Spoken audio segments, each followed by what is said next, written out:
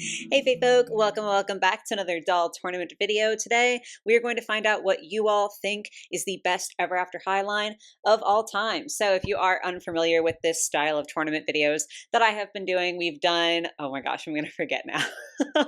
G1 of Monster High, G3 of Monster High, and I think Rainbow and Shadow High. I think those are the ones that we've done so far. But this is the process that we go through. So first I ask you guys over on the community tab, hey, this is the line that we're doing a tournament for next. What's your favorite, or this is the brand that we're doing a tournament for next. What's your favorite line from that brand? I usually let that run for like about 3 days so that you guys can really get in your responses. So much cat hair. And like make sure your voices are heard. And then I tally up the votes, and then the top 8 lines that got like the most number of votes, I then put into a tournament style bracket, and we run a series of polls. Also in the community tab, each of those polls stays up for roughly 24 hours. It's always at least 24 hours, just sometimes I'm a little slow and a little forgetful, and so it runs a little bit longer, but it's always at least 24 hours. And so we use those polls to, move the dolls through the tournaments.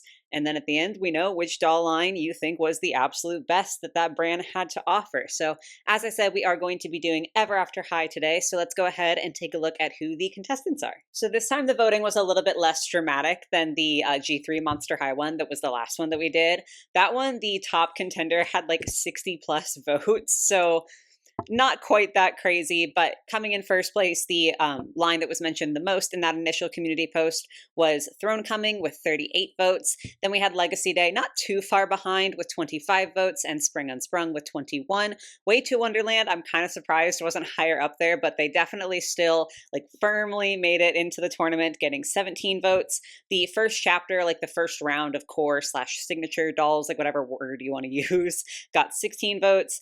Hattastic Tea Party got 11 votes, and then both Through the Woods and Dragon Games got 8 votes each. So those are the top 8 contenders, the top 8 lines that you guys voted for. So they are who is going through the tournament today. I, of course, have to give my opinions in some capacity. So let's go ahead and take a look at these lines. So first up, we have the first chapter dolls, the first round of core dolls. And I will say, depending on what database you're sourcing your information from, sometimes there's different characters listed as being in the first wave of core dolls, because there definitely were subsequent waves, but I feel like I couldn't get an exact handle on what was definitively the first wave, so I just went with what I was seeing the most. I do apologize if a character that you consider to be first wave is not on here. It's not intentional. I just wasn't really paying attention to Ever After High when they first came out, so I don't have any memories myself of what it was, so I have to rely on other people's information. And like I said, it's kind of, I'm getting some mixed signals, but this was the most consistent group that I saw. So we are taking a look at Ashlyn, Briar,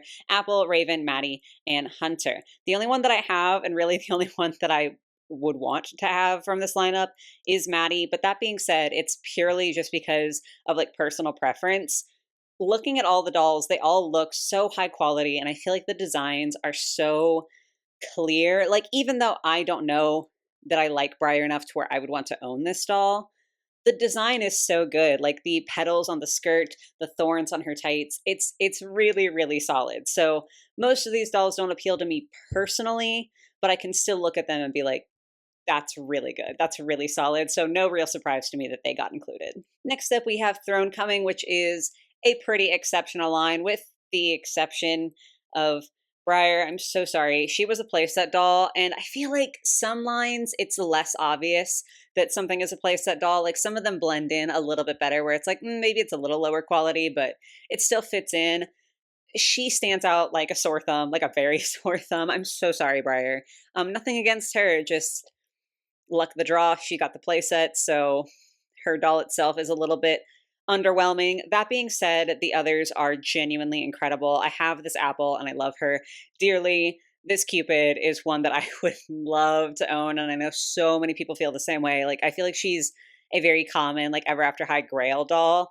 Even Raven, and then Blondie. How did I forget the name Blondie? It's literally just her hair color. Anyway, though, even those two, again, I wouldn't personally want to own them, but they are so, so gorgeous. Listen, I'm a little bit biased. Anytime you give me a big, fancy ball gown, I'm much more inclined to like it. So, of course, I think this is a good line. And a lot of that same stuff could be said for our next entrant. Is that a word? Entrant? Whatever. It is now, if it wasn't already. Legacy Day, not all ball gowns, realistically, technically, no ball gowns, but the fancy dress is just so, so good. And the details on these dolls are incredible. I obviously have an image on screen that's like a composite image of all of them. If you're not familiar with these dolls, I would highly encourage you to go and look them up because genuinely, just there is so much detail packed into these dolls. It's unbelievably impressive. I have the Apple and the Ashlyn. I need to get the Maddie at some point. She is so, so gorgeous. But honestly, this whole lineup, like taking outside my personal aesthetics, every single one of these dolls to me, when you're just looking at the like design of it, is like an 8 out of 10 at worst.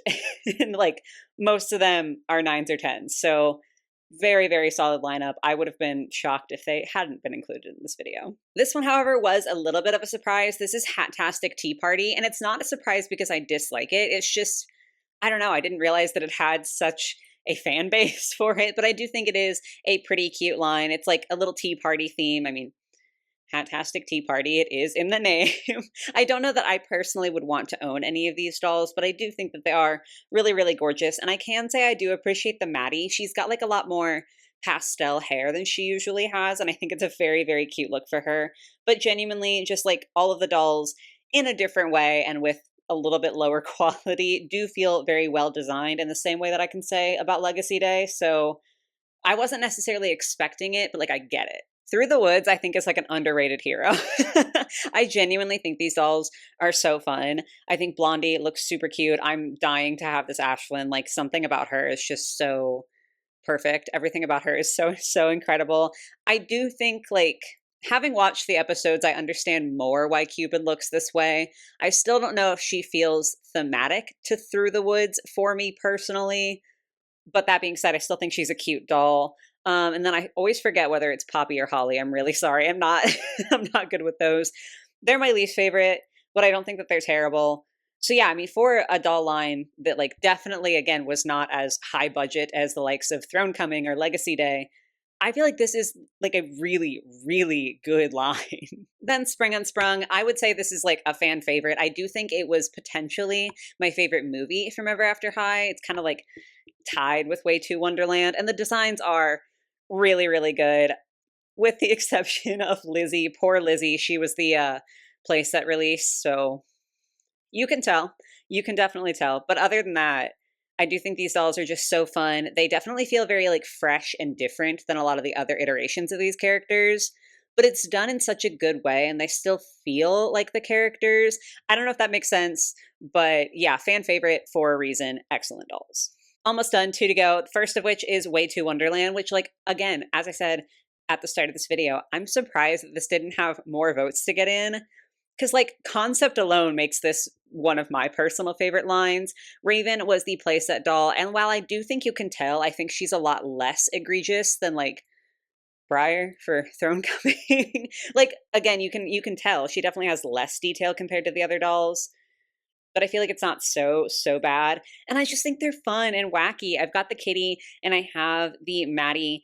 And realistically, I probably don't want any of the other ones. Like, it's not even that I think I love each individual doll. I just think the theming is so fun and they're just so different and weird and there's so many cool colors.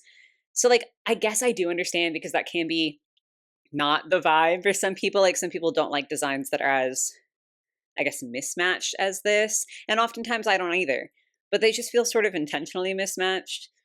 I don't know. I can't justify it. It doesn't really matter. I love this line. I'm glad that they made it in. I may be surprised they weren't like top of the list, but they're here and that's what matters. And then our last entry was Dragon Games, and I was genuinely shocked that this was the last entry. Like I was so, so surprised that so many people love this one just because like to me, so many of these dolls, it's so, so obvious that there was less budget being put into the dolls across the board.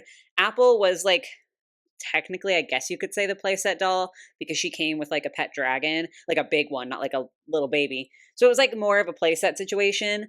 But like, honestly, her and then the twins feel on the same level of quality to me. Like they all look a little rough. Even Raven, I feel like doesn't stand out that much. I think Mira and Darling are the two best from this line. But yeah, I was a little bit surprised because I like the concepts of these designs. Like, if you were to show me these dolls as like sketches and it's like, hey, I want to create this line, I would be 100% on board. I think genuinely all of the concepts are there and are amazing. I just think the execution falls so unbelievably flat on most of these. I would not have thought to put it in here, but this, is just a video that's hosted by me. It's not run by me. And enough of you guys said you liked it for it to make it in. So I guess we'll see how long it lasts. But those are all of the contestants. So now we can get into how I like arranged these matchups, which I fear may be controversial. And I'm not even completely sold on it, but here we are. So first up, I paired Dragon Games with Through the Woods. This one was a pretty easy one to pair them up just because they are two lines that definitely had less budget than some other lines that we see, like again, comparing to Legacy Day. Comparing Dragon Games and Legacy Day intentionally in the first round just feels inherently quite unfair. So I thought it would be better for, the first round, the only round that I have any like minute control over how these things are matched up and like how fair the matches are. I felt like Dragon Games and Through the Woods were fairly comparable. So that was sort of just like, okay, yeah, these are probably okay. They also did get the same number of votes to be included. So it seemed to me like you guys also thought they were a little bit more comparable. So we went with that.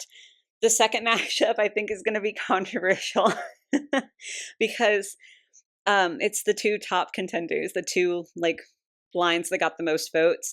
We've got Legacy Day going up against Throne Coming, and normally I really try to avoid doing this just because, I don't know, I guess I don't even have like a real reason. I think it just seems a little bit maybe anticlimactic to get like the two frontrunners head to head in the first round. But once you see the other ones, it just felt like this was the only fair way to do it because they both are more similar in theme. Like Spring Unsprung also looks very much like it had a higher budget, but it's not the same theme. Whereas these two, to some degree, are like both a formal event. Like one is a dance proper, one is more of like a ceremony, but they are both a formal event. They're all in gowns, so I just felt like these two made the most sense. And again, a lot of the reason that I mashed them up is just because the other ones didn't feel like I could match them up with any of these. So we went with that. Then I went ahead and paired up Way to Wonderland with Spring Unsprung. They're very, very different, nice, different thematically. But this was so hard. Like I have never had this much trouble trying to decide pair ups for these tournament videos. Something about these Ever After High dolls. I just think like each line maybe feels so distinct that it feels almost impossible to compare it to the other lines. So I just basically paired Way to Wonderland and Spring Unsprung because they seemed like they both had a pretty high budget. Not to say that like first chapter doesn't look like it had a high budget, but these were themed lines, not core lines. So that's sort of what tipped me over to putting these two together was that while they're both very clearly different themes, they are both themed lines as opposed to being like, hey, would you prefer wacky Way to Wonderland outfits or everyday looks? Because that just, I don't know. It felt right in my head. I can't go back, which left Hattastic Tea Party to be paired up with First Chapter, which didn't feel super fair, but genuinely none of the pairings that I tried when I was trying to do this outside of the first, like Through the Woods and Dragon Games, solid pair up. I stand by that. None of the other ones felt great. So I just had to go with what was the least awful. But that means we can finally get into the polls, regardless of how you feel about how I paired things up. It's too late now. So first up, we did have Dragon Games versus Through the Woods. 749 of you guys voted, and again, all of these polls did run for 24 hours, and 71% of you said that Through the Woods was better. Absolutely crushing Dragon Games, which I do find it kind of funny. I absolutely agree. Like, I think that, again, while Through the Woods clearly didn't have, like, the highest amount of budget allocated to it compared to some of the other lines we're going to be looking at, I feel like that budget was used so well, and, like, they look like dolls that maybe would be less expensive, but that have truly fulfilled what they need to fulfill for that price range. Whereas Dragon Games, to me, as I said before, looks like poorly executed ideas. But I do think it's interesting that it was such a solid win for Through the Woods, considering that they both had 8 votes to be included. So, like, essentially speaking, in the preliminary, like, choosing round, these two were tied. But when placed head to head, clear favor for Through the Woods. And I don't know, it's just maybe I'm just a little bit of a nerd, but I always think those things are interesting to see when we do these tournament videos.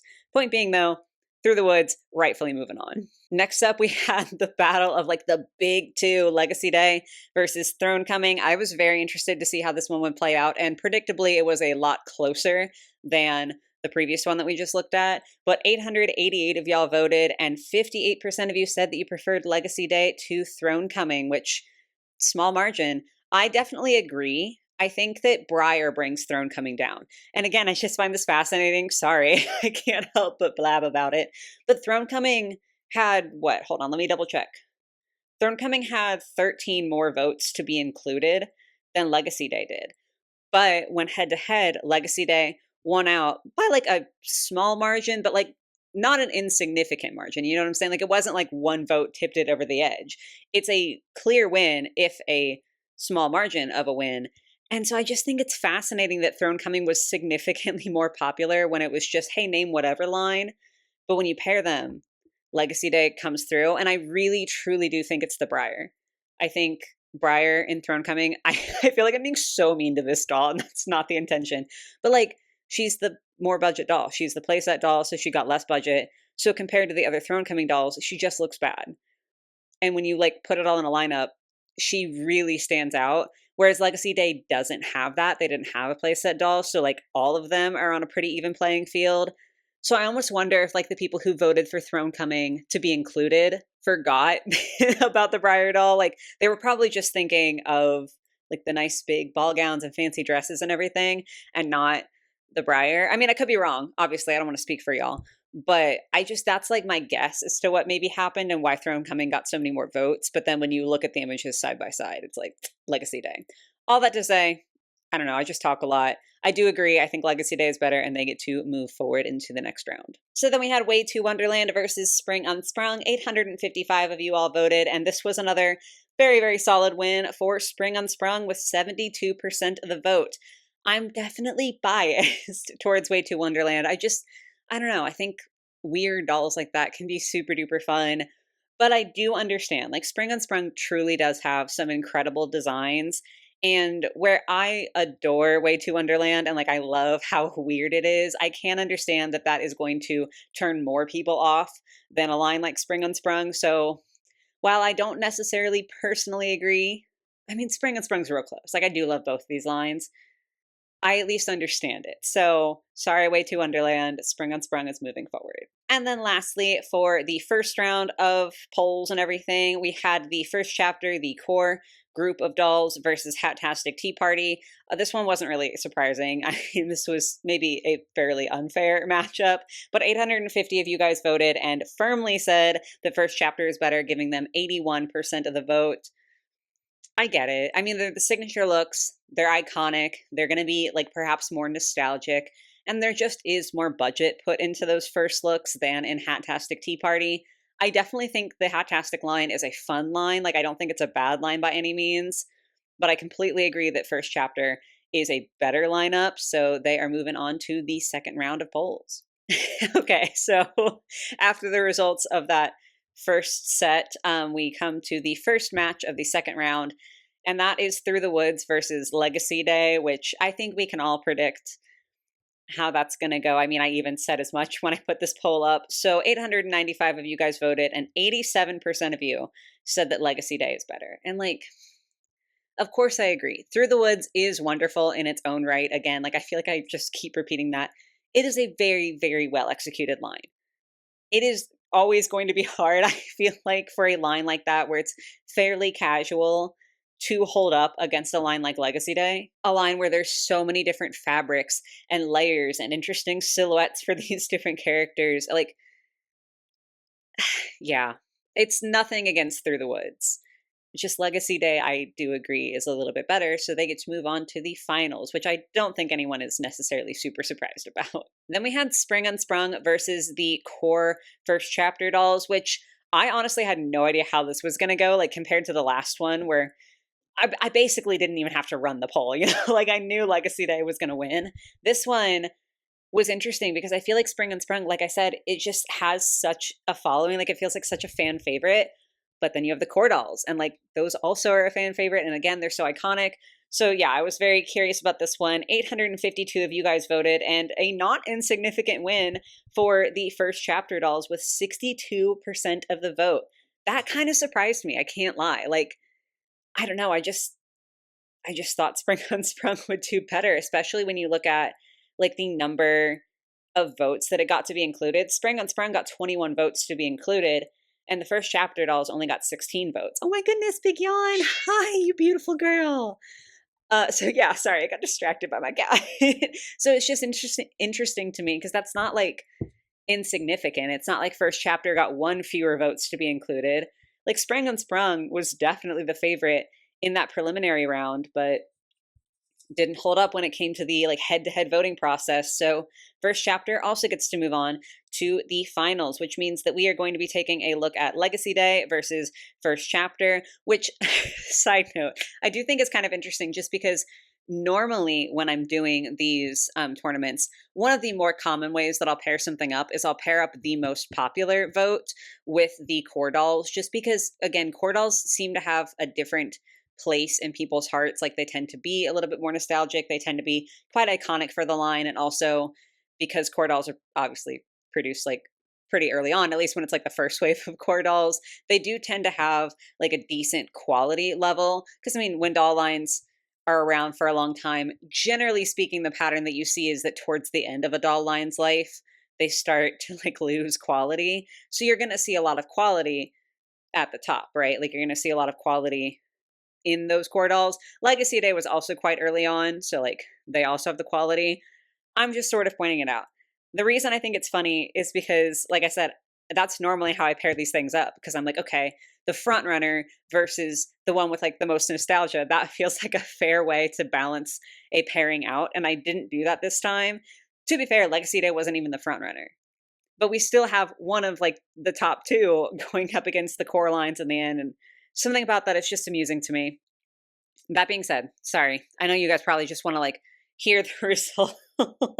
So Legacy Day versus first chapter, 880 of you all voted, and Legacy Day won with 66% of the vote. So quick little round of applause for Legacy Day, because according to you all, according to the Fae Folk, that is the best line that Ever After High ever produced. And honestly, I agree, which is that the first time in one of these tournaments that I've agreed?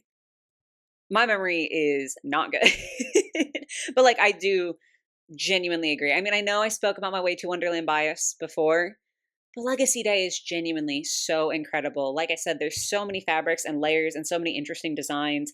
The characterization is so strong on each of those dolls, and the quality, it's up there. It is up there for Playline dolls. So yeah, Legacy Day wins out the tournament, and for once, or at least on like the very rare occasion, I do agree with that. Miss Weiss, what do you think? She doesn't care at all. She's like, I have better things to worry about than Ever After High dolls, but I don't. So it was really fun to get to do this tournament with you all. I think probably we're going to do Brats next, unless you guys have other suggestions for what you'd like to see in the comments down below. So feel free to voice your opinions on what you want to see next for a tournament. Also, feel free to let us know what your thoughts are in terms of like each of the rounds, and did your favorite win? Did you expect that to be the case? I don't know, something about this is like fun to see people's opinions and like get to analyze stuff like this. It just tickles my brain. So feel free to sound out as much as you want down below. But that is going to be it for me for today, y'all. I do hope you enjoyed. I hope you have a lovely rest of your day or your night or whatever it might be. And I will catch you in the next one. Bye, guys.